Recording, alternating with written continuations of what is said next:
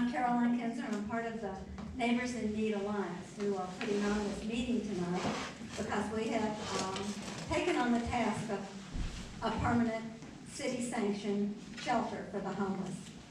And to that end, we need to do a lot of research and talk to a lot of people. And so part of that is what we are doing tonight, looking at a sanctioned camp down in Cruces, New Mexico. Now, NENA is just a coalition of concerned citizens and faith-based organizations that advocate for the unhoused in Durango. So if you want to know a little bit more about us, we're about a year old now. We started out trying to find a temporary shelter for this winter, and we're not successful with that effort, but we did learn that lockers were an important thing, and we're happy to say that those lockers were installed not last Friday, but the Friday before, and they are down at the transit center. We are doing a pilot project of 6 lockers to see how that goes. So what we're looking at now is we're trying to figure out the permanent camp, a site and a style, the way it should look. We want to include in that as many listening opportunities as we can across the community. We'll be talking to anybody that's impacted by the camp. That would be the people that might be a resident there, the people that might live around it, the people might see it. I mean, anything like that we can think of. So we're going to try to cover all those bases. And we're also going to put together, while that's happening, some kind of some educational pieces that'll help the city understand that homeless individual, there's as many different stories as there are people, just like the rest of us. So we think sometimes we see a broad brush to describe a certain group of people, and I think the more you get to know your own neighbors, you know that doesn't work with any group of people. So those are sort of where NENA is headed now. And along our journey, we got involved with the Athena project, which was the consulting group that was hired by the city and the county to get a strategic plan in place for how to deal with the overall issue of homelessness, going from a camp to permanent supportive housing. So our piece was at the very beginning, as you can see, because we're looking at the camp piece, but along the way, we were lucky enough to meet Jennifer Lopez, and she was one of the consultants hired by Athena to be a part of that process. And lucky for us, she has been working on housing issues in Colorado, I think for years now, in many different capacities. And she's become a volunteer for NENA.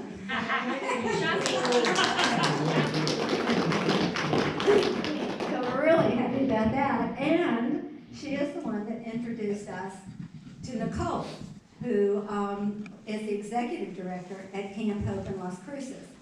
And so I'm going to turn it over to Jennifer and let her introduce Nicole to you. Thanks, Caroline. Good evening. Good evening. Everybody knows me. They know I want to do a karaoke song right now. So I'll keep it really short. I got to meet Nicole. I was so lucky. I get to do a lot of training. So I've been doing housing for 20 years. And I started doing permanent supportive housing about 7 years ago and started working around different states. And so I'm doing a training in Albuquerque about how to house people who are experiencing homelessness. And Nicole's sitting in the back of the room, and she's got all the answers. Who is this woman? Started stalking her now. So we got to know each other, and I realized, wow, Nicole really has an incredible program in Las Cruces. We talk about a continuum of services for people experiencing homelessness. Nicole's managing that continuum, so I got to go down in 2017 with Kathy Thompson and at Aber. I think, and there was somebody else with us. Anyway, sorry about that. But we went down in 2017 and saw the camp was inspired. And then this fall, I was down again for another reason, and Marsh, Richard, and Matt went down to see it again. So it really feels like the stars are aligned quite a bit, and the politics are aligned. And so one last thing, we had a lunch this morning, or lunch, we had lunch this morning, breakfast at lunch. It's been a great day. We asked at the end of our lunch, small NENA steering committee, we said to Nicole, what are the mistakes we should avoid? And she said, not doing anything. That's the only mistake you're going to make. So that's what you're in for tonight. Let's welcome Nicole. Thank you. Thanks, Jen. Thank you, Durango, for having me, everybody here tonight. I don't have all the answers, but if there is any takeaway from anything that I can share tonight, then I will feel like I have contributed something here. So I realize that our model may not be the same model for Durango, but again, if you find some useful tidbits from what we have done, I'm happy to have shared anything that I've learned along the way with any of you folks tonight and going forward. So thank you for the opportunity to share what we've been doing. One of our philosophies at Community of Hope is to help people to do these kinds of programs in their own communities, to take care of their own. And we feel like we have that responsibility in Las Cruces to make sure that we are protecting and working with people experiencing homelessness in our community instead of saying, here's a bus ticket, head somewhere else. Instead, we want to be innovative and we want to try to find solutions in our own community. And if I have found something that works, then I'm more than happy to share it with others.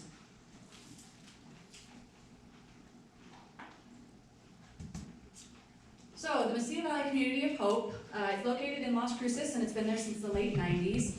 And the setup of the Community of Hope is a little bit different than, of course, it's going to be here. But I just kind of want to explain the big picture and how we ended up with having a camp on our facility. And we call ourselves an alliance of agencies or a campus, so you'll hear me say that word kind of a few times tonight. So we had a bunch of like-minded citizens who were serving people experiencing homelessness by giving them meals at different places, and they all got together and said, we need one place that's sort of like a one-stop shop where we can provide a lot of services in one area so people don't have to find where they're supposed to eat or shower or sleep. They'll always know where they can find those services in one place. They're not, having a lot of traffic through businesses and residences trying to find where they're supposed to go for that evening. So they got some funding through CDBG funds, Community Development Block Grants through their city, and they were able to obtain some capital outlay funding, which is state legislative funding. And they built the Community of Hope campus in 3 different phases. And the first phase included a soup kitchen, the Community of Hope as a family shelter, and a healthcare facility. The second phase included Jardín de los Niños, which is a daycare center.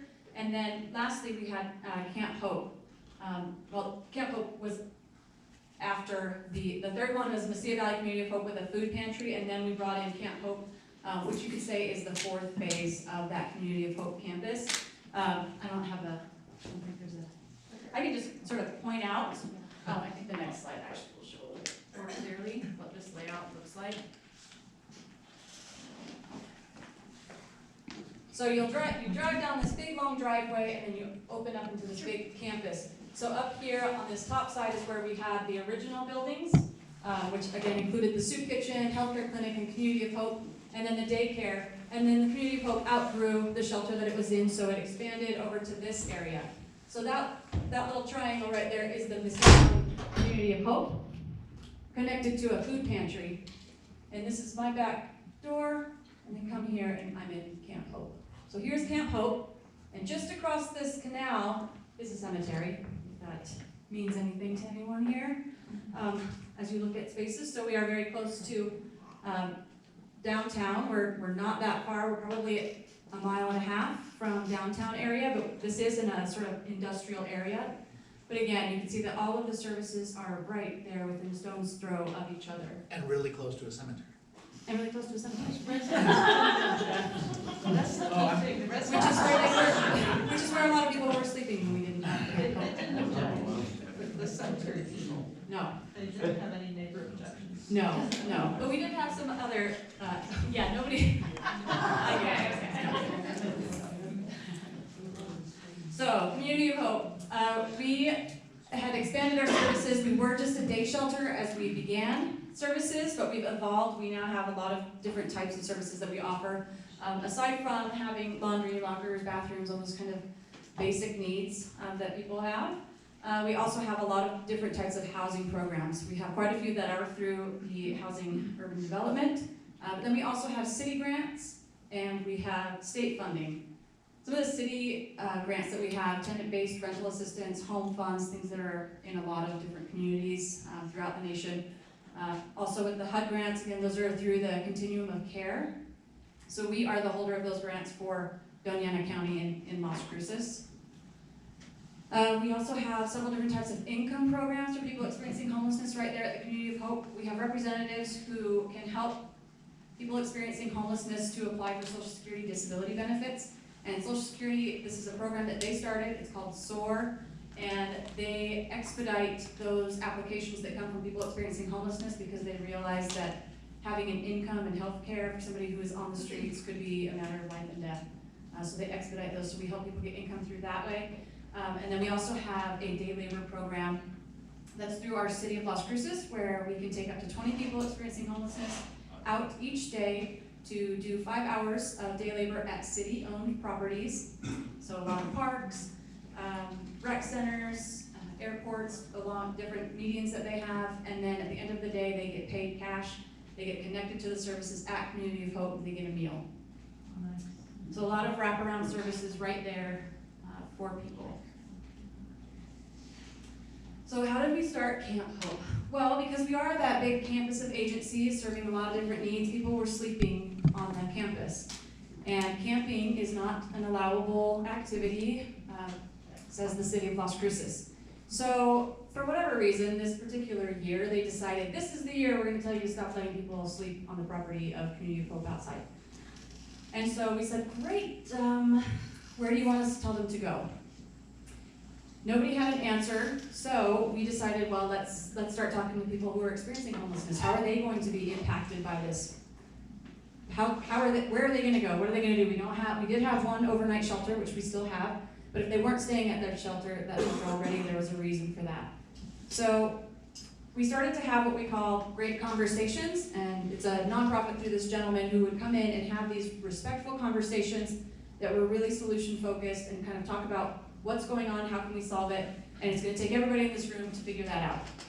And so talking to people experiencing homelessness at that time, he said, so what's going on? What's the issue going on today with everybody here? And they're like, well, soon we're not going to be able to sleep here, and we're not sure where we are going to go. We don't want to get picked up again for trespassing. We feel safe sleeping here because we know in the morning we can go to the bathroom, we can get food, we can go use the phone, check the mail, we can do everything, and they just feel safe. So we relayed that to city staffers and said, look, we don't have overnight security, we don't have any way to really kick people off. We need a delayed deadline. So we kept pushing that deadline back. Well, finally we had a few of the people experiencing homelessness that went to the city council and said, what about if we started a tent city? They first asked the director of the Community of Hope, and she said, okay, I can get behind that. We have space, we have empty land behind us. We're not sure what we're going to use it for, but it's not doing anything right now. And yes, you're already sleeping here. That would make sense. We'd be taking on a lot for the Community of Hope, liability-wise, funding-wise, but what other resource do we have? And we didn't really have anything. So we went forward with the city council, and we were able to get their support. The gentleman on the left, his name is Matt, that was the director at the time, in the middle, and James. So Matt and James were two of the three leaders that really pushed for having a tent city. So they went into the council and they said, what's the alternative? Here's what we're going to do, what we're proposing to do. Council said, okay. City planner said, okay, but we're going to make you meet these conditions. You're going to have to rezone the property to a planned unit development because that will allow for camping on city property. And then just other things that they wanted to see so that it could be something that was aesthetically pleasing and also safe. So we started to meet with our emergency responders, fire department, law enforcement to see what they wanted in terms of some agreements and in terms of safety, making sure that we sat at the table with everybody that we needed to be with to make sure that we were doing this the correct way so that it could go forward. We said, let us just try it for 3 months. It was November, it was about to start winter. It does snow in Las Cruces every other year, so something like that. And they said, okay, go ahead, start your 3 months. So we started putting all of these tents up. We're 2 weeks in, and the director leaves, and that's when I became the director. So at the time, I was the housing programs manager. I was all fired up. We were starting to do all these new housing programs we had never done before, getting my feet wet, learning all the HUD regulations. Really exciting stuff. And then we were gonna start putting people in tents. So I was just, a little bit like, oh, this feels backwards, what are we doing? That was some of the pushback, even just coming from staff, coming from me. Trying to figure out, how is this going to work? I put people in apartments, not into tents. So, but, becoming the director, and it was already going, and it was the solution that we had, decided, all right, if this is what we're gonna do, this is what we're gonna do. We're gonna try to do as best we can. So what we started to see is that we were housing people quicker than we ever had. Normally, somebody will sign in, you tell them all the things that they need to bring in, come back in, and we'll start to look for apartments. But then, something comes up, or an apartment comes up, you're trying to find them, we're cruising around town, we're down in the Rio Grande, we're trying to find out where their campsite is. We didn't have to do that anymore. They were right in our backyard. Go right back out there, leave a note, or if they were there, tell them, all right, come on, I found a place, let's go check it out. So that turnaround time was really quick for people getting into housing. We still, after 3 months, no magical shelter appeared, no other solution came forward from, the community. And everybody just kind of said, well, it kind of makes sense. Okay, let's let the community of hope take care of it if they're willing to. And at that time, we really were.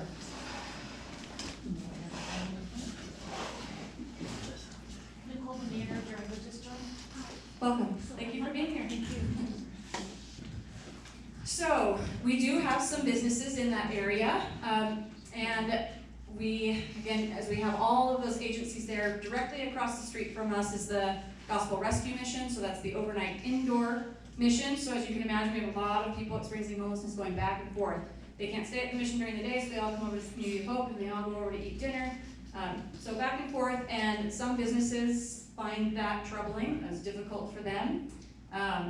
And so we did want to meet with our surrounding business partners, kind of talk about what they thought the issues might be, invited them to come to these great conversations. The great conversations that we started with people experiencing homelessness, they have continued to this day. So every Tuesday at 10 a.m. we have conversation. We invite members of the public, but really it's mainly for people who are at the camp.